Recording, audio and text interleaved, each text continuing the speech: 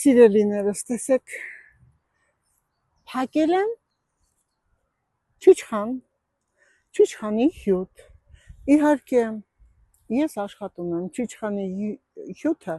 փակել այնպես, որ շաքարի տոկոսը շատ քիչ լինի, որտեղ գիտենք, շաքարը յուրաքանչյուրի համար վատ է, մանավանդ 50 անց, 45-ից անց կարող է առաջանալ նյութափոխանակության դանդաղումից շաքար, իսկ շաքարը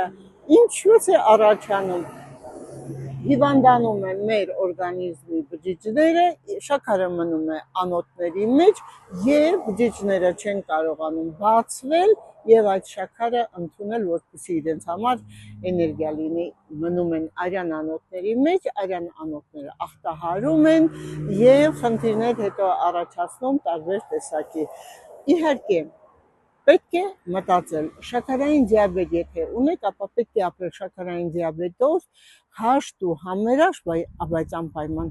պետք է էնդոկրինոլոգին դիմեք, պետք է բժշկին դիմեք, որպեսզի շաքարի տոկոսը իջեցնի, որպեսզի դեղորայք ընդունեք եւ իրեն հետ ապրեք հաշտ ու համերաշխ մինչեւ 95-100-150 տարի։ Բայց նաեւ շաքարային դիաբետիկներին շատ անհրաժեշտ է չիչխանի հյութ։ Չիչխանի հյութը ինքը վիտամին C-ի հզոր քանակություն է, արյան անոթների էլաստիկությունը բարձրացնում է, եթե շաքարի տոկոսը, շաքարային դիաբետիկների մոտ անոթները ախտահարում է, ապա վիտամին C-ն, նույնիսկ եթե անգամ չիչխանը նոր է լինում ու դուք այդպես կարողանաք, եթե ստամոքսաղերքային տրակտի խնդիր չունեք, կարողանաք հենց այդպես ինքը իրենով սոկ քամիչով քամել եւ խմել, դա ավելի լավ է, ավելի ընտիր, ավելի օգտակար ձեր համար եւ շաքարի տոկոսը կիջեցնի, եւ ձեր տեսողությունը կլավացնի, եւ լսողությունը, եւ ամենակարևորը անոթները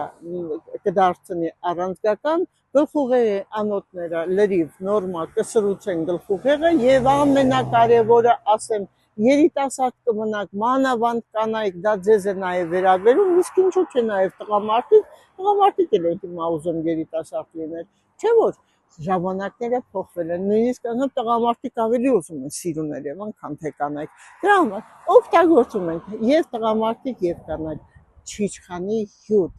Դա մեր Հայաստանի համար հրաշք է, դա մեր Հայաստանի համար մեծ հարստություն է, որ մենք ունենք, սիրելիներս, առանց պարարտանյութի բնական ամբողջ մեր Սևանի ավազանում կա։ Դրա համար օգտագործում ենք չիչխան, միկրոէլեմենտների, հանքանյութերի հզոր քանակություն,